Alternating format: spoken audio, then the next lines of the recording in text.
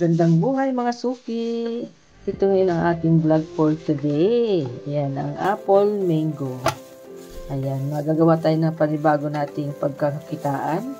Ayan, ang una natin gagawin mga suki, babalatan muna natin yung ating apple mango. Ayan.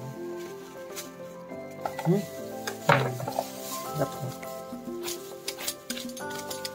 Nagamit tayo ng peeler para mas madali pantay yung ating pagkakabalat.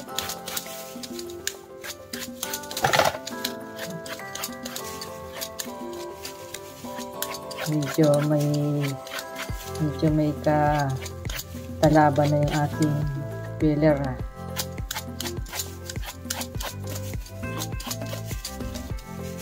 Ayan, ang binta ko nito mga suki, isang buo ng apple mango ay 25 pesos. Ayan, tapos na natin siyang balatan. Ngayon, hihiwain naman natin siya mga suki. Alisin muna natin itong balat dito sa ating tadtaran. Hihiwain natin siya sa gitna. Kung malaki pa rin buto niya.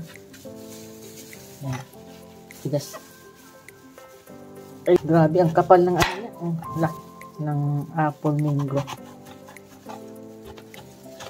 Yan, kasama na yung buto pag slice natin.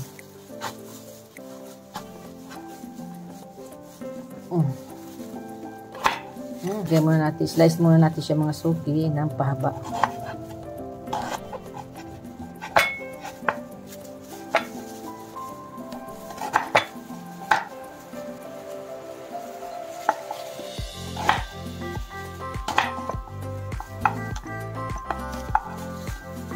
Lipat natin siya dito mga suki sa ating plate. Then itong natirang buto naman, then slice din natin ito, sayang din naman.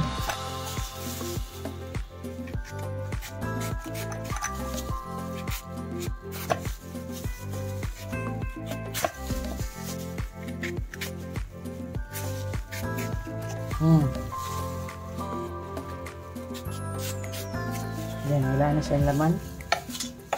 Yan, ito na yung ating na-slice mga suki.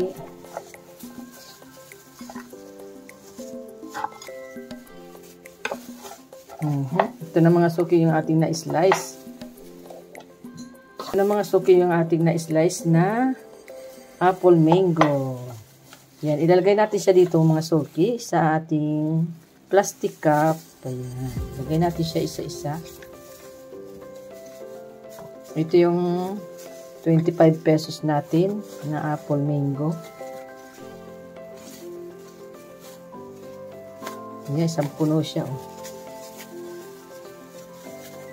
Ngayon, 25 pesos yung binalatan natin na apple mango. Ngayon, inlagay natin siya sa plastic cup at lalagyan natin siya ng bagoong or alamang.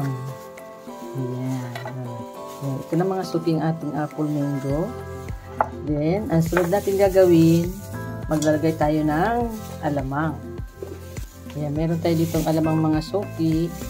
Ayan, ito yung ating alamang. Ayan. Ayan, tatakpan natin siya. Then, ilalagay natin siya dito sa gitna. Ayan. Lalagyan natin siya mga suki ng stick. Para naman hindi magdudumi yung kanyang kamay pag siya'y kumain. Then, lagyan natin siya ng takip. Ayan, pwede rin nyo siya palamigin mga suki. Ilagay nyo sa ice box na may yelo. Oh, ito na yung ating finished product mga suki. Ayan. Ang halaga nito mga suki ay 35 pesos na. Oh, murang-mura na siya. Oh. Maraming salamat po sa lahat ng mga nanood. God bless po. Bye-bye. Ingat po kayo. Bili-bili na kayo mga suki. Masarap po yan.